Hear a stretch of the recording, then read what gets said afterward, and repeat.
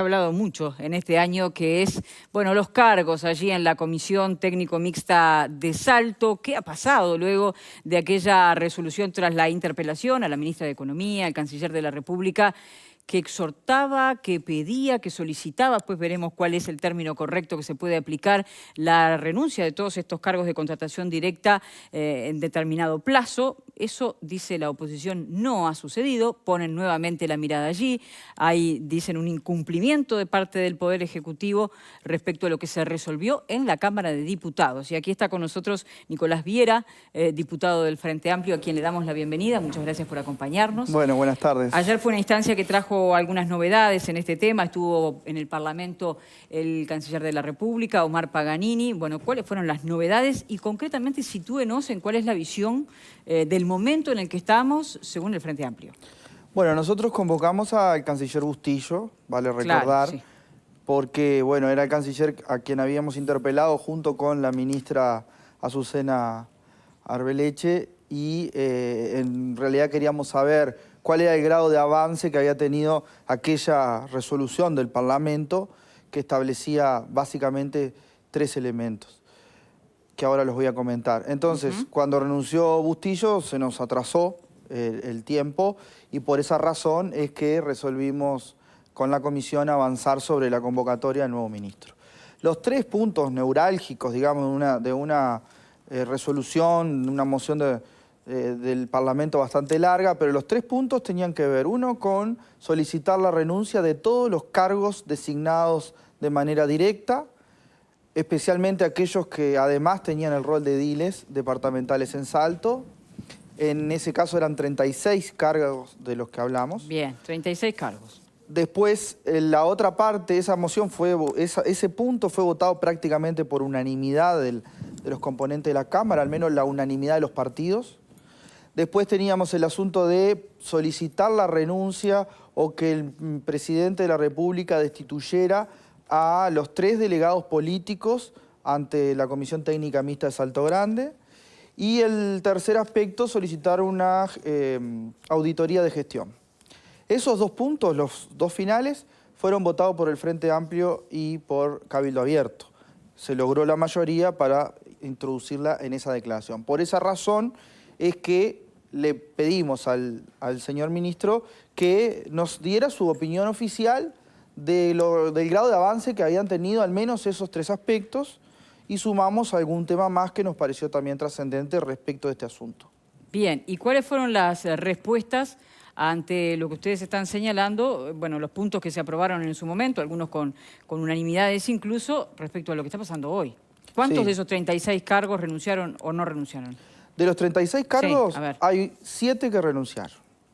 De esos 7 están incluidos, que son 2, están incluidos el señor Martín Burutarán, actual presidente de la delegación de Uruguay ante CTM, que había ingresado en la administración Albizu y por tanto había también tenido el carácter de funcionario de la institución, renunció a ser funcionario, continúa al frente de la delegación y también renunció a ser funcionario, pero continúa en un cargo de confianza. Exacto, continúa en el cargo de confianza porque hasta el momento estaba en un cargo de confianza y seguía siendo funcionario. O sea que una vez que el nuevo gobierno lo desplazara de ese lugar de confianza, volvía a reintegrarse como funcionario. Eso no va a suceder porque él presentó renuncia. Y también presentó renuncia el actual vicecanciller, el doctor Nicolás Albertoni, quien había ingresado también como funcionario de Salto Grande en esta administración. Por tanto, él no forma más parte de la institución tampoco. Esos son los 7 cargos que renunciaron. Después hay un grupo importante de cargos que son 17 que le cambiaron el contrato. Esto quiere decir que los pasaron de permanentes a contrato a término. Muchos de ellos van a caducar cuando termine esta administración de gobierno. ¿Eso después de lo que fue la interpelación? Eso todo después de la interpelación, así es.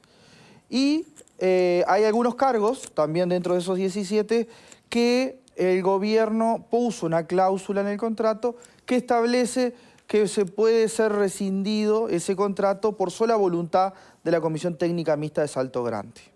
O sea que esas son las 23 soluciones definitivas que el ministro habla. Yo y el Frente Amplio entendemos que las soluciones definitivas que se apegan a la decisión del Parlamento son las 7 renuncias. Las otras no, porque le cambiaron la forma jurídica del contrato, pero los funcionarios que ingresaron por la ventana permanecen. ¿Usted entiende que lo que se votó, el espíritu de lo que se votó, era que se fueran para su casa y dejaran de cobrar dinero que pertenecen a la Comisión Técnica Mixta o a ese salario que tenían allí? Sí, eso es lo que no está pasando. Lo que tienen ahora es que no se van a quedar una vez que termine esta administración, sino que se van junto con o tienen contratos a término. Exacto. A no ser que la administración que venga decida renovar ese contrato. Bien, pero lo cierto es que por lo menos se libera a la administración que venga a cambiar de gente si así lo establece. Nosotros hubiésemos preferido que hubiesen renunciado todos y que se hubiese hecho un llamado a cubrir los cargos que correspondía si es que la institución lo necesitaba, ¿no? Yo tengo dudas, después de haber investigado lo que investigamos, que la institución necesitara esos 36 cargos de confianza.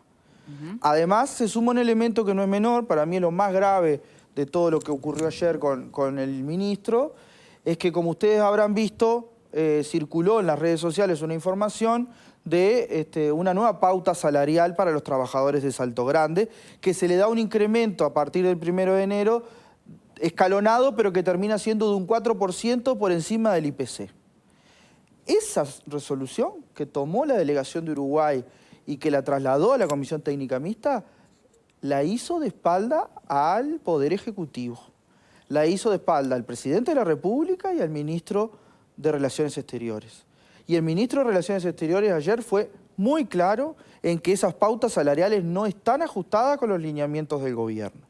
La Ministra de Economía no sabe de la existencia de esas pautas salariales que van a significar un incremento de gasto de $1 millón, más de lo que ya se gasta, a fines del año 2024.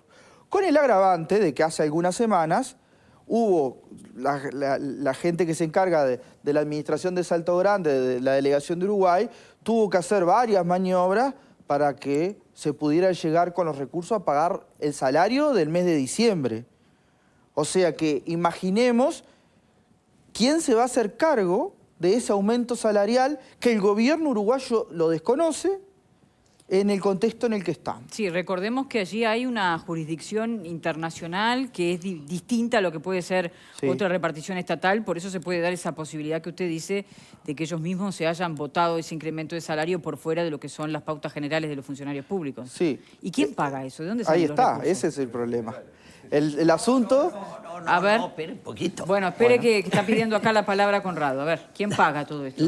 La Comisión Mixta de Salto Grande es creada por el tratado que el Uruguay acordó con la República Argentina en tiempos del final del provecto presidente argentino Juan Domingo Perón, que concedió al Uruguay una serie de, de aceptación de la postura uruguaya en materias en las que veníamos discutiendo desde hacía ciertas concesiones. 50 años. Pero no es que estaba reblandecido, pero vino a Montevideo con gran disposición a arreglar y se sentó con el entonces presidente Bordaberry y concedió lo que se llama el Tratado de Límites del Río de la Plata, importantísimo convenio internacional que antes tenía teoría argentina de que el Uruguay no tenía costa húmeda, era costa seca, se metía el agua en Pocito, estaba en la Argentina. Se concedió las normas sobre el río Uruguay y se tomaron las decisiones para que lo que era una aspiración de los dos países se implementara creando, es más, un año después de la... Perón vino en marzo del año 73, se murió al año en 74, se murió en julio, el 1 de julio del año 74, pero el Uruguay ya había arreglado todo eso y comenzaron las obras, para lo cual ese ente binacional consiguió fondos internacionales del Banco Mundial fundamentalmente y créditos de proveedores para hacer las obras que estuvieron en obras entre el año 74 y el año 78, en el cual el presidente de la Comisión Técnico Mixta bajó la palanca a la primera turbina, a la que le pusieron nombre Casilda Echeverría. Vean ustedes la presidenta que ahora está con razón tan enojada con ustedes los legisladores. Bueno. Presidenta del Banco Hipotecario. Porque es la presidenta del Banco Hipotecario. Pero era la hija del presidente de la Comisión de Técnico Mixta. El Salto Grande cobra trillones. Digo, lo insólito es que todo el tratado no tiene ni una norma. Yo lo revisé, no digo que con minuciosidad, pero rápido, y no tiene ninguna de las normas que hoy entendemos imprescindibles en la actividad de la transparencia gubernamental. No dice que hay que mostrarnos a los ciudadanos que somos los dueños indirectos de nuestra parte. Nosotros tenemos 7 turbinas, ellos tienen 7 turbinas. Esas turbinas producen energía eléctrica que la compañía técnico mixta de Salto Grande se la vende a las compañías argentinas que son privadas, a la compañía uruguaya que es estatal, que es la UTE. Esos son los ingresos de STM, sí. No hay otros. Bien, pero volviendo al punto de quién paga el incremento ha sido siempre un escándalo. Eso no es así. Eso no es así. ¿Cómo no es así? No. Hay otros ingresos de STM. Pero los otros ingresos, digo, como no tenemos acceso a los balances... No, pero lo que pasa es que la producción de energía no es plata que UTE le paga y entra a la caja de STM. UTE le da 200 millones de pesos anuales en concepto de administración de funcionamiento, pero lo que maneja la delegación de Uruguay son algunos millones que recauda del peaje del puente que va por encima de la represa. Pero el resto de la plata se puede computar como producción de STM, pero no ingresa al manejo de los recursos públicos de la delegación uruguaya. O sea, una cosa es lo que ingresa y una cosa es lo que genera. Son dos cosas distintas. Son cosas diferentes. Pero el objeto, perdón, las entidades no se pueden dedicar a lo que no es su objeto. Por eso este señor Albizu se metió en un tembladeral, decidió hacer obras sociales para todos los pueblos de los aledaños. No creo que haya diferencia con el invitado. No, lo comparto. Bien. Digamos, lo que pasa es que Albizu se montó en un pequeño rengloncito de un reglamento de hace no sé cuántos años que habla del desarrollo regional. Sí, pero el reglamento no es la ley. No, está bien, Conrado. Obviamente que el tratado no dice que está de acuerdo contigo, mira. Entonces, tiene que financiarse con eso y además tiene que tener todos los criterios de la prudencia del buen hombre de negocios, de lo que nos habla la ley 16.066 de sociedades comerciales.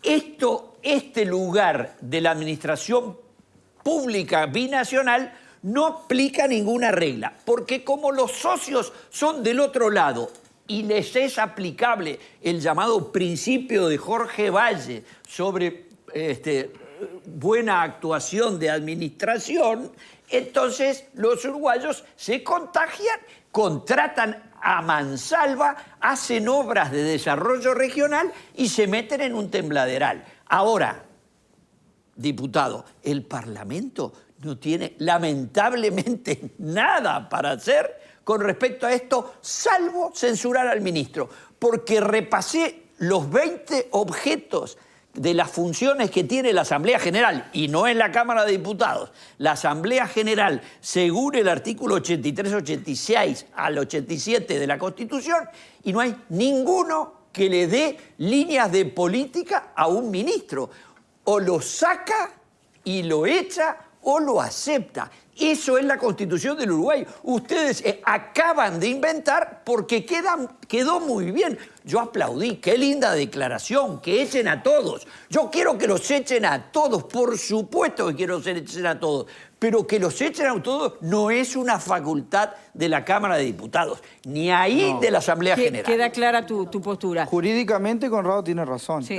Bueno, esto es una cuestión ética. Jurídicamente, Conrado tiene razón. Por eso también estamos en este momento tratando un proyecto de ley que habla de las inhibiciones tendrán en el futuro quienes integren la delegación de Uruguay ante Salto Grande. Bueno, ahí sí, se puede legislar hacia adelante. Eso también es resultado de la interpelación. por eso mismo que dice Conrado, no tenemos instrumentos legales, por eso tuvimos que interpelar.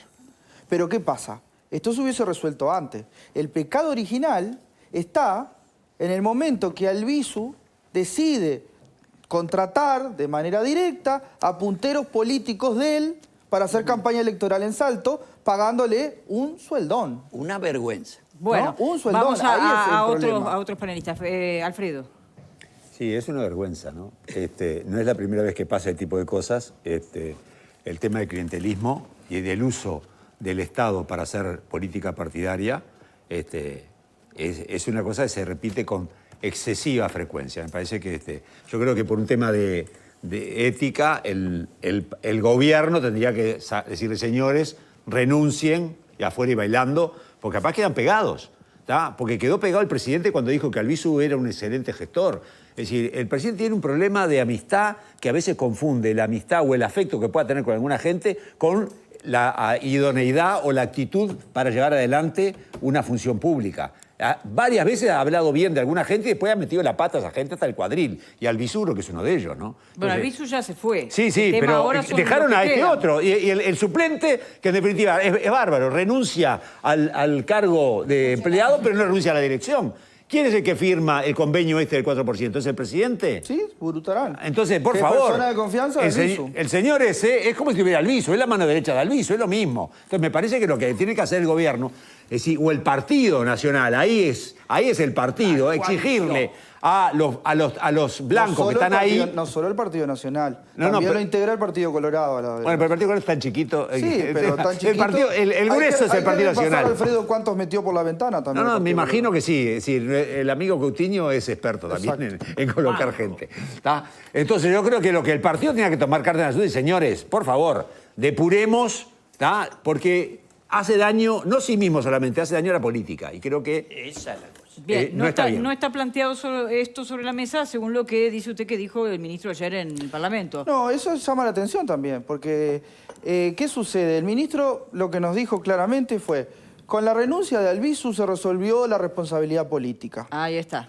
Pero lo que yo le transmití al ministro es, bueno, eso queda en duda, porque si el ministro vino al Parlamento a decirnos que se firmó un acuerdo salarial a su espalda cuando es el Estado uruguayo que pone la plata para pagarle a esos funcionarios, entonces esta delegación sigue poniendo en problema al presidente, al canciller y a demás jerarcas del Estado. Entonces ese es un problema que yo creo que el gobierno lo resuelve cesando la cabeza política y tratando de reencauzar, porque como bien dice Alfredo, cambiaron las caras, pero la conducción política, el modelo clientelar permanece. Ese es el problema que tiene Salto Grande hoy. Entonces, cuando... ¿Sigue habiendo en estas más de 20 personas que permanecen, sigue habiendo ediles? Sigue habiendo ediles, sí. Claro. Bueno. Con la excusa de que no lo dejaron renunciar, sigue habiendo ediles. Marta. A mí dos cosas, ¿no? Si es cierto eso de que el 4% iba con la suerte de bozal de que no pudieran hablar, está rayando en lo delictivo. Sí. Está rayando en lo delictivo porque suena como una extorsión.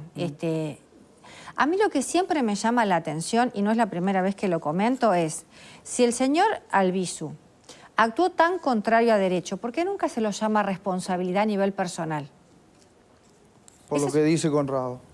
No ¿Qué? tenemos un marco jurídico que podamos llamarlo responsabilidad porque actuó Pero dijo bajo... judicialmente, ese poder judicial. No, yo estoy hablando a nivel judicial, no político. Claro, ¿por qué Claro, no pero se ¿y a lo dónde lo denuncia? denunciamos si no es el derecho uruguayo porque que... no hay delito. ¿Cómo no? Abuso de funciones. ¿Te parece? Pero el funcionario...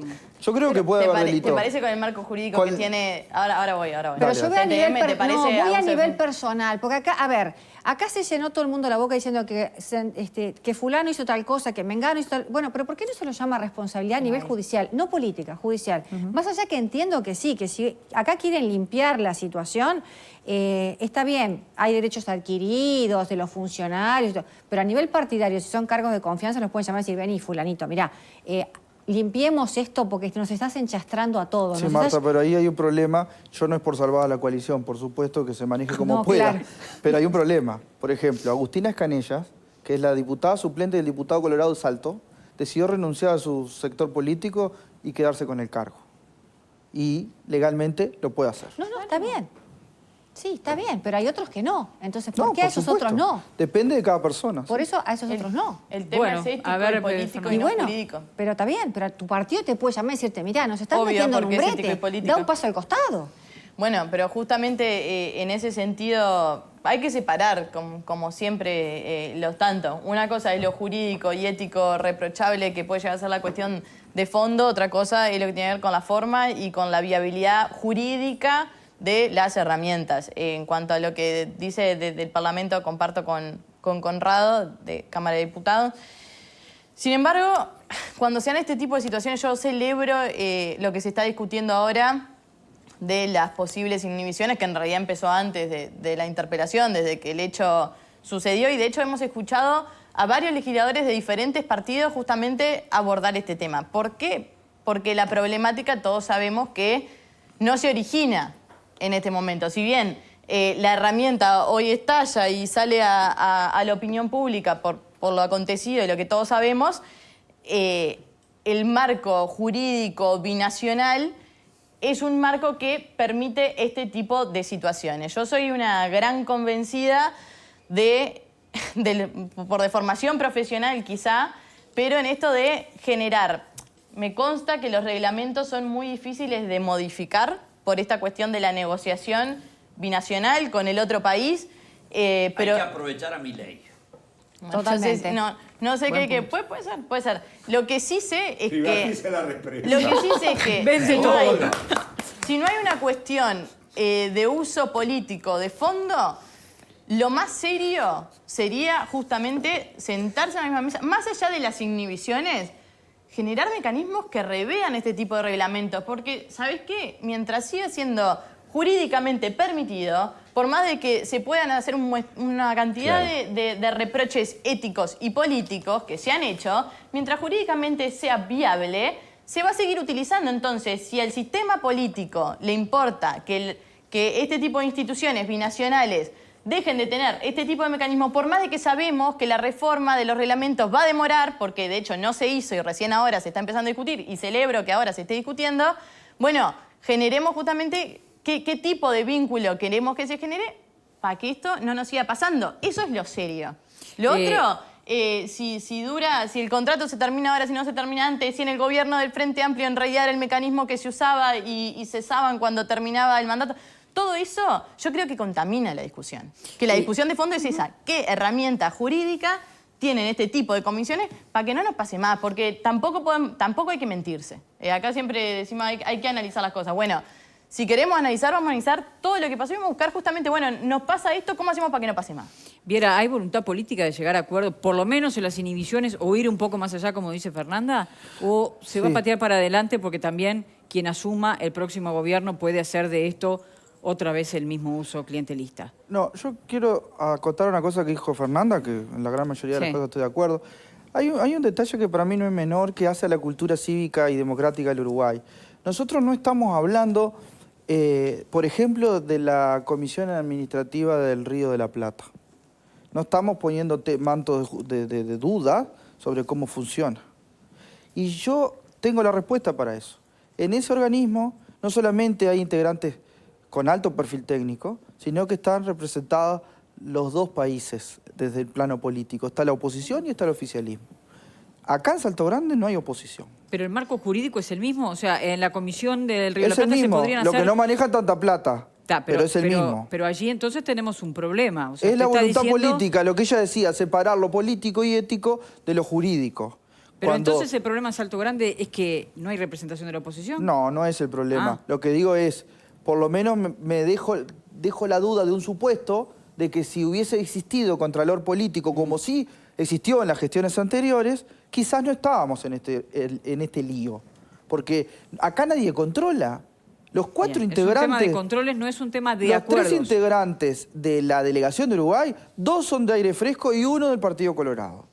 ¿Quién controla a quién?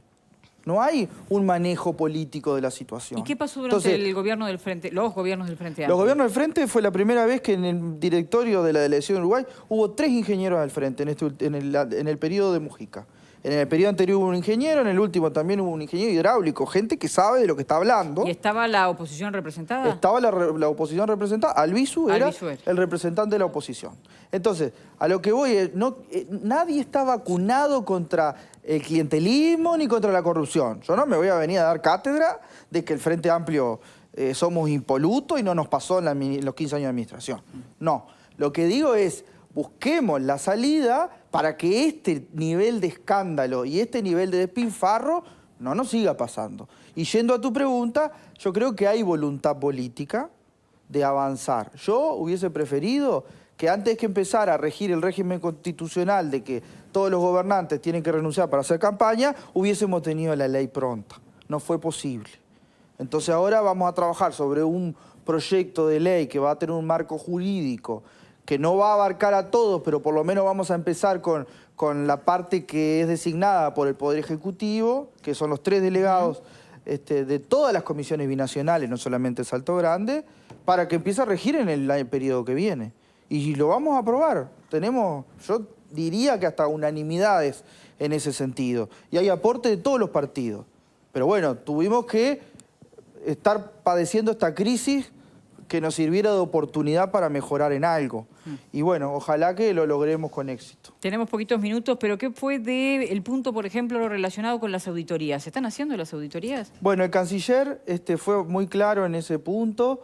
Nos dijo que había una parte de auditoría que la está realizando directamente Cancillería y otra que lo están trabajando con la delegación de Uruguay para ponerse de acuerdo en los criterios y qué auditar. Nosotros no pretendemos que sea una simple auditoría contable, queremos una auditoría de proceso y una auditoría que vea todos los espacios dentro de Salto Grande. Y eso creo que en los próximos meses vamos a tener una respuesta. De hecho, yo después de la interpelación, donde Bustillo prácticamente no me respondió a ninguna de las preguntas, todas esas preguntas las separamos y las hicimos pedidos de informe, 4 pedidos de informe. Ahí va a surgir un nivel de información también interesante, que va a ser de conocimiento público, que nos va a permitir, por ejemplo, ver cómo podemos empezar a trabajar en otra línea distinta que apunte a los contralores cotidianos. Una cosa es el contralor político que uno puede hacer y otra cosa es el contralor cotidiano que hace el funcionamiento, sin perder el eje de lo que decía Conrado. Yo estoy totalmente de acuerdo. La represa de Salto Grande no se constituyó para repartir plata en aras de el bienestar social. Que está bien que se haga con su coto, porque es una inversión estratégica binacional que hoy nos permite, por ejemplo, el uso soberano de una energía, tanto de Argentina como de Uruguay, a un país como el nuestro. Entonces, a lo que voy es, otra de las preguntas que yo me hago es, por ejemplo, esa inversión social a clubes de fútbol y no sé cuántas instituciones más, ¿por qué se tiene que acotar a los departamentos de Artigas, Salto, Paysandú? Porque la naturaleza puso allí un recurso, claro, porque no y nosotros lo explotamos. Si la plata es de todos los uruguayos, ¿por qué no buscamos una forma de que eso que ganamos en millones de dólares pueda ser parte de una inversión mayor a nivel nacional? ¿No? Me parece que son cosas que nos podrían ayudar a razonar. Lo tenemos que despedir y nos tenemos que ir a la pausa. ¿Cómo sigue esto? ¿Qué acciones políticas le quedan pendientes al Frente Amplio? Bueno, ahora nosotros vamos a ver qué sucede con lo que el ministro se comprometió, que fue intentar rever ese acuerdo salarial por los costos que tiene.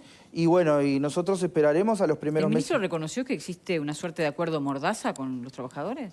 No, el ministro, para mí lo más grave es que el ministro no sabía que existía ese documento. Ni siquiera sabía la existencia del acuerdo. Las cláusulas mordaza están establecidas en el contrato, en el convenio que se firmó, que se dice, los trabajadores se obligan a no hablar más de esto, a no armar lío, digamos, a no movilizarse si se aprueba este 4% de aumento. La verdad que, obviamente, los trabajadores están necesitados de una cláusula de paz. Ahora nos quedamos nosotros debatiendo en los minutos que quedan, luego de la pausa, esta cláusula que sin duda genera también muchísima polémica. Nicolás Viera, muchísimas gracias por habernos acompañado. Muchas gracias, han sido muy amables. Un gusto.